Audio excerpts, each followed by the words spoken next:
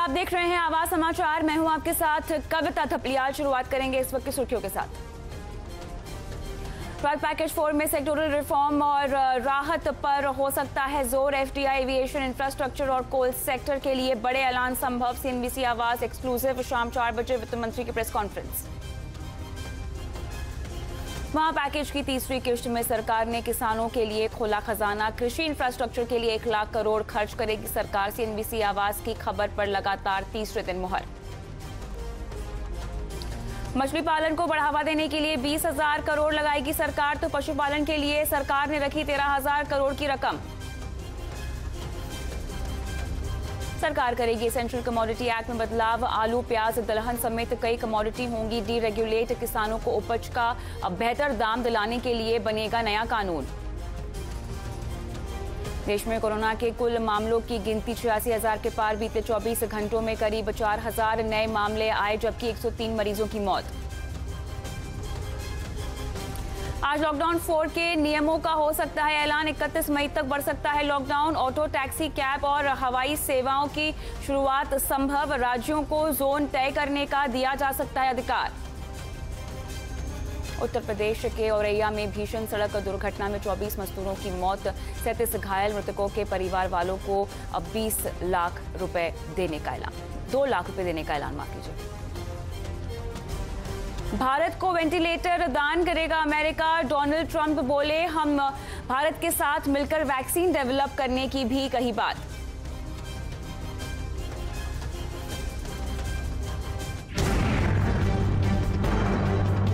Fishery sector के लिए सरकार ने एक मत्स्य संपदा योजना तैयार किया है। ये करीब 20,000 करोड़ रुपए की योजना होगी। प्रधानमंत्री मत्स्य संपदा योजना, इसके लिए हमने 20,000 करोड़ रुपए का ये योजना लेकर आए हैं। जो एग्रीकल्चर इंफ्रास्ट्रक्चर है उसके लिए सरकार फंड का ऐलान कर सकती है। ये एग्रीकल्चर इंफ्रास्ट्रक्चर कोल्ड स्टोरेज जैसे चीजों में इस्तेमाल किया जाएगा। Strengthening the farm gate infrastructure, this fund for 1 lakh crore is being created. छोटे मझौले जो फूड प्रोसेसिंग यूनिट्स हैं उनको सरकार सब्सिडी देने का ऐलान कर सकती है। जो एक स्कीम चली थी, टॉप स्कीम, ग्रीन स्कीम, जिसके तहत ये था कि टमाटर, आलू, प्याज को शामिल किया गया था, उसमें कुछ दिनों के लिए हो सकता है कि सरकार सभी फल सब्जियों को शामिल कर ले। एग्रीकल्चर के लिए एग्रीकल्चर मार्केटिंग को लेकर के एक खास कानून का सरकार ऐलान कर सकती है, जिसके तहत किसानों को एश्योर्ड रिटर्न की गारंटी दी जा सकती है।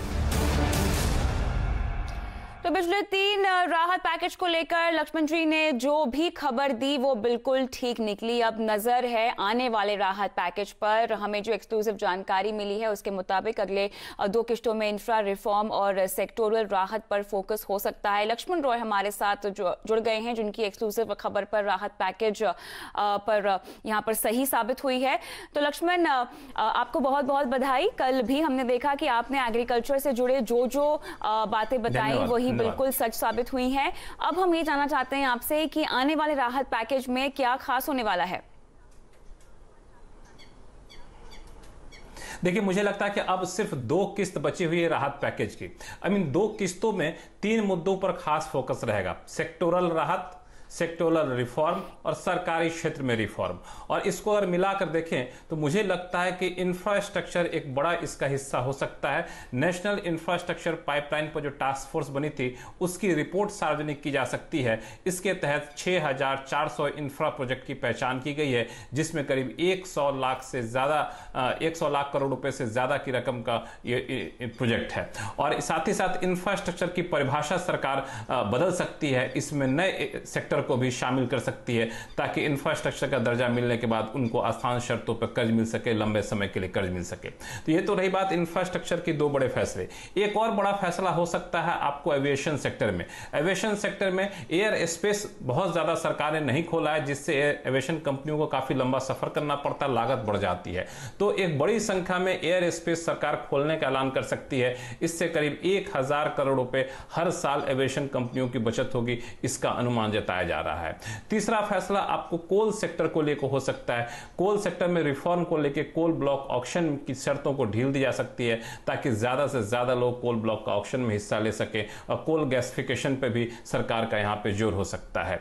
एक और है आपको डिफेंस सेक्टर। डिफेंस सेक्टर में आत्मनिर्भर बनने की तरफ सरकार कदम उठा सकती है। वहां पर एफडीआई के नियमों में कुछ शर्तों में ढील दिए जाने की संभावना है। साथ ही साथ जो दूसरी मुझे चीज लग रही है, लैंड रिफॉर्म एक बड़ा सेक्टर होगा। लैंड रिफॉर्म पर सरकार एक मॉडल कानून पेश कर सकती है जिसके तहत ये बताया जा सकता है कि आखिर सरकार इंडस्ट्री को आसान शर्तों पर ज्यादा से ज्यादा जमीन जल्द मुहैया कराना चाहती है। तो ये कुछ बड़े चीजें हैं जिस पर होगा। एक सरकारी रिफॉर्म की बात जब मैंने की तो सरकारी कंपनियों में विनिवेश पर मुझे लगता है एक बहुत बड़ा फैसला हो सकता है कि विनिवेश हम काफी तेजी से करेंगे और सरकार अपनी बड़ी हिस्सेदारी सरकारी कंपनियों में बेच सकती है, इसका भी ऐलान हो सकता है। ये सारी जो बातें मैंने बताई अगले 2 दिन की बात बताई, हो सकता है कुछ का ऐलान आज हो, कुछ का ऐलान कल हो। शुक्रिया लक्ष्मण तमाम अपडेट के लिए। हालांकि आपसे हम एक बार फिर जुड़ेंगे और इंतजार रहेगा 4 बजे वित्त मंत्री जी की प्रेस कॉन्फ्रेंस का। आगे बढ़ते हैं। इससे पहले कल वित्त मंत्री ने राहत पैकेज के तीसरे चरण की घोषणा की। पैकेज 1, पैकेज 2 की तरह पैकेज 3 में भी उसी तरह की घोषणाएं हुई जो हमारे economic policy editor Lakshman Roy ने आपको पहले ही बता दी थी। आइए अब सुन लेते हैं कल पैकेज 3 में वित्त मंत्री ने क्या क्या ऐलान किया। 1 lakh crore for aggregators, FPOs, primary agriculture cooperative societies, farmer producer organizations which I mentioned, FPOs, all for strengthening the farm gate infrastructure. Farm gate infrastructure are cold chains, post-harvest management infrastructure, storage centers, yards from where they have to do it. So this fund for 1 lakh crore is being created.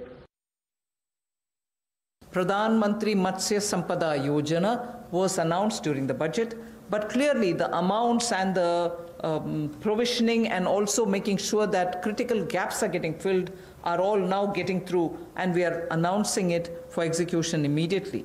What this would mean is for activities related to marine inland fisheries and also aquaculture, this money would be provided. We expect it will give employment for about 55 lakhs of people, and it will help in doubling India's export to reach 1 lakh crores. सरकार ने essential commodity में भी क्रांतिकारी बदलाव किए हैं। कई commodities को डीरेगुलेट किया जाएगा। इसके अलावा किसान अपनी फसल दूसरे राज्यों में बेच पाएंगे। सरकार का दावा है कि इससे किसानों को बम्पर फायदा होगा। This Essential Commodities Act requires an amendment, and that amendment will largely be towards making sure that cereals, edible oils, oilseeds, pulses, onions and potatoes will be completely deregulated. And therefore, unless there's an extraordinary situation, there will not be a requirement to invoke this Essential Commodities Act.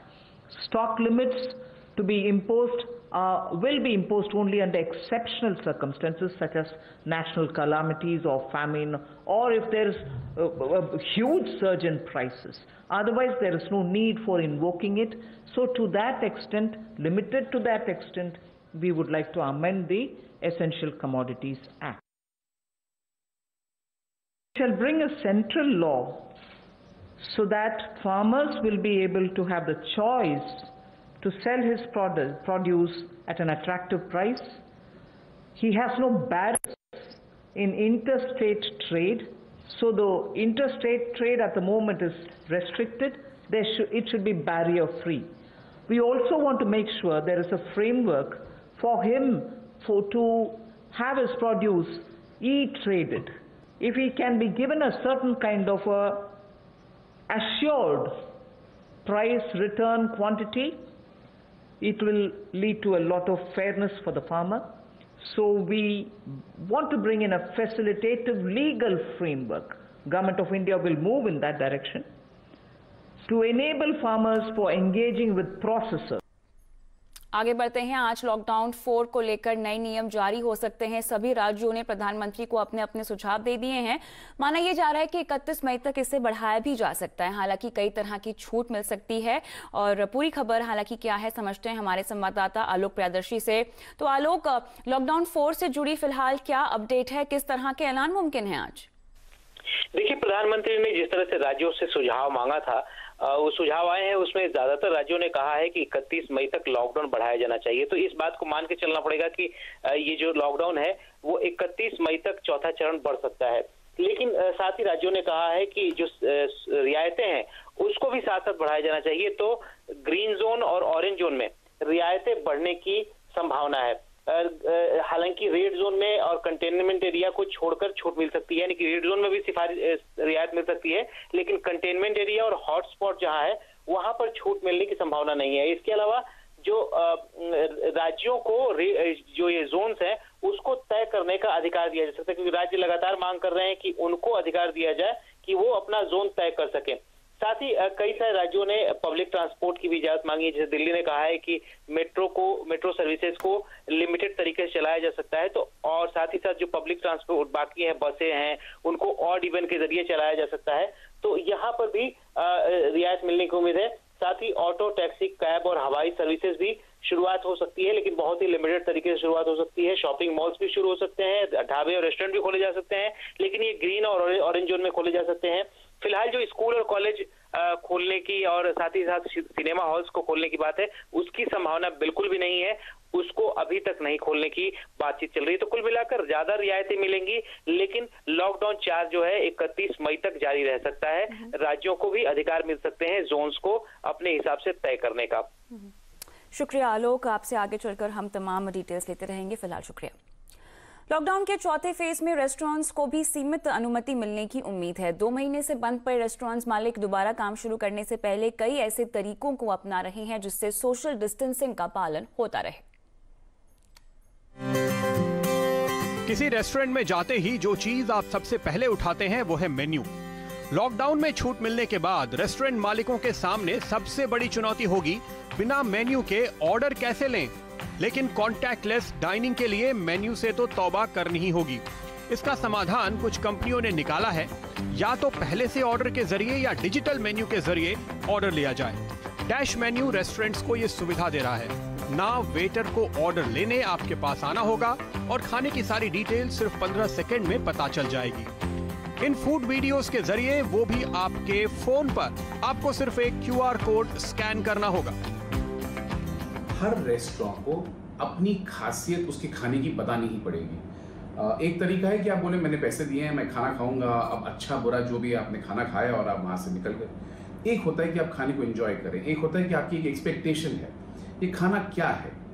हमारी application ये चीज़ को दिखाती है। ये uniqueness बहुत ज़्यादा ज़रूरी है। कुछ रेस्टोरेंट्स प्री ऑर्डर करने पर आपके टेबल पर पहुंचने से पहले खाना सर्व कर देंगे, तो कुछ सेल्फ सर्विस की व्यवस्था कर रहे हैं। कईयों ने सिटिंग अरेंजमेंट भी इस तरह से किया है कि सोशल डिस्टेंसिंग बनी रहे। किचन में खाना बनाने की लाइव स्ट्रीमिंग भी कुछ रेस्टोरेंट कर रहे हैं। वैसे हैंड सैनिटाइजर, मास्क और ग्लव्स का होना तो सभी रेस्टोरेंट ने अनिवार्य कर दिया है। यहां तक कि कुछ तो वेलकम ड्रिंक में आपको इम्यूनिटी बूस्टर्स देने जा रहे हैं।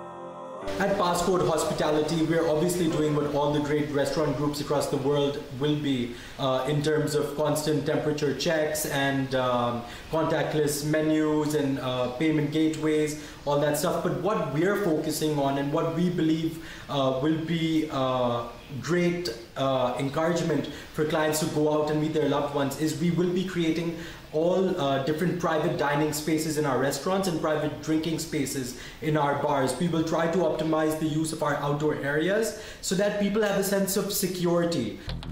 खाने के बाद पेमेंट तो आपको डिजिटली ही करना होगा। कोरोना के बीच रेस्टोरेंट बिजनेस भले ही मुश्किलों से गुजर रहा हो, लेकिन आने वाले दिनों में कॉन्टैक्टलेस डाइनिंग एक सच्चाई बनने जा रही है।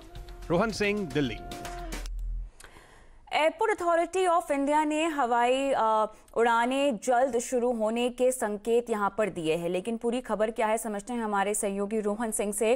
रोहन, हवाई उड़ानों को लेकर आखिर एयरपोर्ट अथॉरिटी ऑफ इंडिया ने किस तरह के संकेत दिए हैं? कब से शुरू हो पाएंगी उड़ानें, बताएं। जी, एक के बाद एक सरकार के अलग अलग विभागों की तरफ से संकेत आ रहे हैं कि तैयारियां पूरी हो चुकी हैं सिविल एविएशन को दोबारा से शुरू करने को लेकर, और इसी क्रम में एयरपोर्ट अथॉरिटी ऑफ इंडिया ने एक लिस्ट जारी की है उन चीजों की जो कि पैसेंजर्स को जिनका फॉलो करना पड़ेगा एक बार सिविल एविएशन शुरू होता है। उसके बाद में सबसे ज्यादा जरूरी है हैंड सैनिटाइजर और मास्क, जिसे आपको हमेशा अपने साथ कैरी करना पड़ेगा। एक तकनीकी दिक्कत आ रही थी कि हैंड सैनिटाइजर को केबिन में ले जाना इससे पहले अलाउड नहीं था, तो BCAS bureau of civil aviation security ने अपने नियम में एक बदलाव किया अगले कुछ दिनों के लिए, जिसमें कि 350 ml तक आप हैंड सैनिटाइजर ले जा सकते हैं। मास्क का भी इसी तरह से ले जाना जरूरी होगा। एक बार आप एयरपोर्ट पे दाखिल होते हैं तो आपको वेब चेक इन कराना अनिवार्य है और उसकी जो हार्ड कॉपी है वो अपने पास रखनी होगी और इस हिसाब से आप एंटर कर सकते हैं।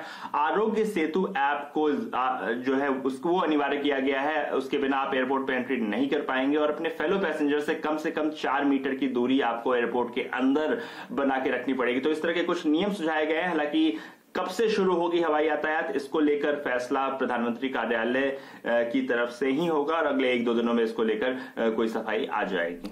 शुक्रिया रोहन तमाम डिटेल्स के लिए। और इसी बीच हम रुकेंगे छोटे से ब्रेक के लिए, लेकिन ब्रेक के बाद देश में कोरोना के कुल मामलों की गिनती 86,000 के पार। लेंगे पूरा अपडेट हमारे संवाददाताओं से इस छोटे से ब्रेक के बाद।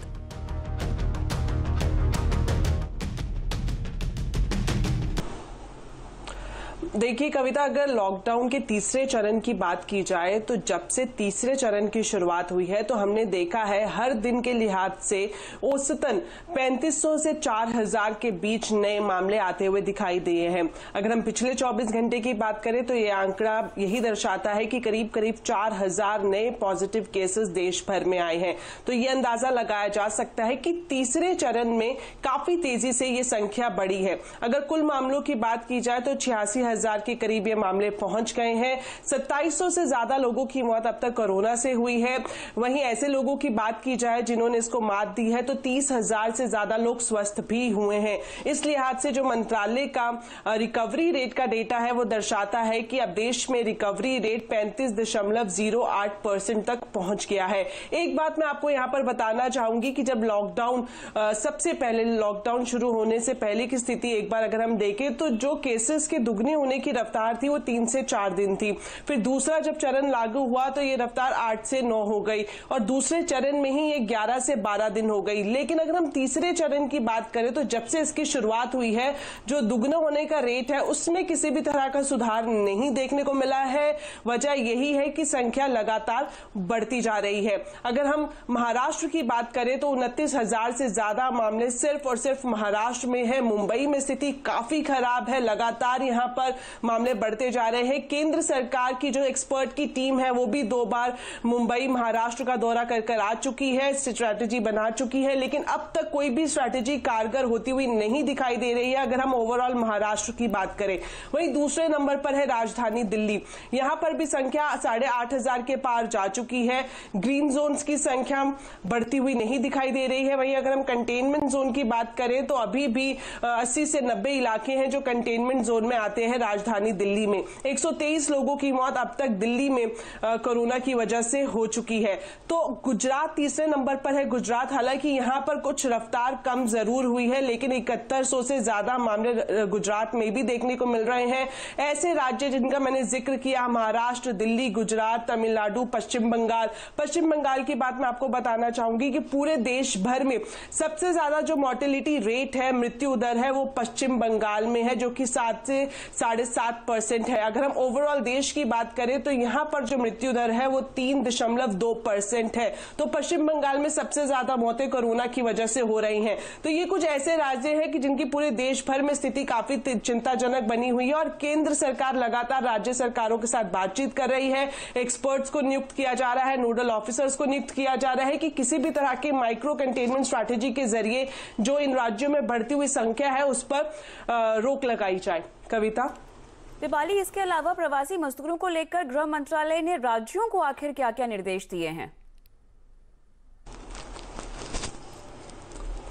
देखिए, इस वक्त जो केंद्र सरकार और राज्य सरकारों के सामने सबसे बड़ी चुनौती है वो है प्रवासी मजदूरों का पलायन। हम देख रहे हैं जब से लॉकडाउन शुरू हुआ है तब से लेकर अब तक, यानी कि इसके तीसरे चरण के खत्म होने तक लगातार प्रवासी मजदूरों के जो पलायन करने का सिलसिला है वो जारी है।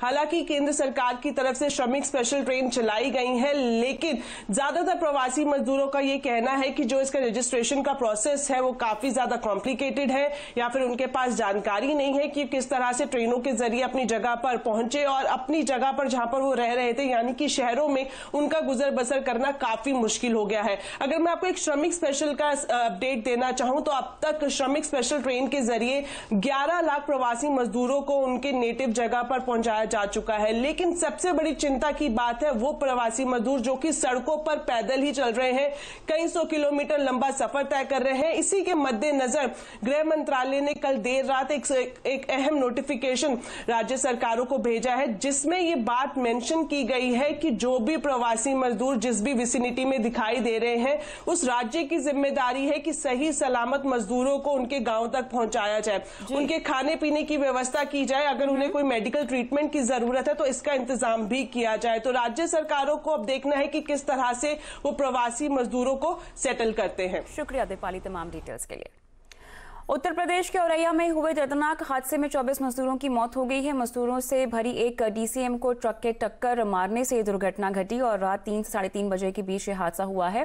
अंधेरा होने की वजह से मजदूरों को मदद मिलने में देरी हुई और कई मजदूरों की मौत भी हो गई। करीब 20 घायल मजदूरों को जिला अस्पताल और सैफई पीजीआई में भर्ती कराया गया है। औरैया में हुए दर्दनाक सड़क हादसे के बाद सरकार ने फतेहपुर सीकरी और मथुरा के कोसी कलान एसएचओ को निलंबित कर दिया है। सीएम योगी ने हादसे में जान गंवाने वाले मजदूरों के परिजनों को 2-2 लाख रुपए और घायलों को 50,000 रुपए की मुआवजा राशि देने का भी ऐलान किया है। ग्रेच्युटी के लिए 5 साल की शर्त जल्द खत्म हो सकती है। इसके अलावा फिक्स टर्म पर काम करने वालों को भी ग्रेच्युटी मिलेगी और इससे जुड़े लेबर रिफॉर्म को जल्द मंजूरी भी मिल सकती है। लेकिन पूरी खबर लेकर हमारे सहयोगी प्रकाश प्रियदर्शी जुड़ गए हैं। प्रकाश, बताएं क्या है डिटेल इस खबर को लेकर? देखिए, सरकार जो है रोजगार के अवसर बढ़ाना चाहती है और इसको देखते हुए जो फिक्स टर्म एम्प्लॉयमेंट को लेकर जो नोटिफिकेशन जारी हुआ था वो लगभग सारे सेक्टर्स के लिए लागू कर दिया गया है। लेकिन उसमें ये जरूर कहा गया है कि जो भी बेनिफिट्स हैं, चाहे वो पीएफ है, ग्रेच्युटी है, वो फिक्स टर्म एम्प्लॉयमेंट पर जो लोग काम करेंगे, मतलब तय समय तक लोग जो काम करेंगे या कॉन्ट्रैक्ट पर जो लोग काम करेंगे, उनको ये फायदा मिलेगा। लेकिन ग्रेच्युटी की जो मौजूदा नियम है उसमें यह है कि 5 साल किसी एक कंपनी में अगर आप नौकरी पूरा करते हैं तो ही आप ग्रेच्युटी लेने के हकदार होंगे। इस शर्त को हटा दिया गया है और कोर्ट्स और सोशल सिक्योरिटी में भी इसका जिक्र किया गया था। लेकिन ये जिक्र नहीं किया गया था कि कितने वक्त के बाद आप ग्रेच्युटी के लिए, खासकर वो लोग जो कि फिक्स टर्म एम्प्लॉयमेंट के तहत काम कर रहे हैं, उनको ग्रेच्युटी का फायदा मिलेगा। लेकिन पिछले दिनों वित्त मंत्री ने मजदूरों के लिए जिस पैकेज का ऐलान किया उसमें साफ तौर पर यह कहा गया कि ये समय सीमा जो है 1 साल तय की जाएगी। मतलब ये कि अगर आप किसी कंपनी में 1 साल के लिए भी काम करते हैं तो आप ग्रेच्युटी लेने के हकदार होंगे। उनके लिए ये 5 साल की जो शर्त है वो हटा दी गई है। तो जाहिर तौर पे ये बड़ी राहत की बात है। वैसे लोग जो कहीं पे कॉन्ट्रैक्ट पर काम कर रहे हैं या किसी समय तक के लिए कंपनी ने उनको काम पर रखा था। लेकिन थोड़ी सी निराशा इस बात को लेकर है कि सोशल सिक्योरिटी कोड में ये मेंशन किया गया था कि जितने दिन तक काम करेंगे उस हिसाब से उनको ग्रेच्युटी दे दी जाएगी। तो उम्मीद ये की जा रही थी कि किसी ने अगर 6 महीने काम किया है या 1 साल से कम भी काम किया है तो उनको ये फायदा मिलेगा। तो अब उनको ये फायदा नहीं मिलेगा। इसकी जो समय सीमा है 1 साल कम से कम निर्धारित की गई है और ये फायदा वो लोग उठा सकते हैं। शुक्रिया प्रकाश तमाम डिटेल्स के लिए। इसी के साथ आवाज समाचार में इतना ही, लेकिन खबरों की तमाम अपडेट के लिए CNBC आवाज के साथ ही रहिए, ट्विटर, फेसबुक, यूट्यूब के जरिए। नमस्कार।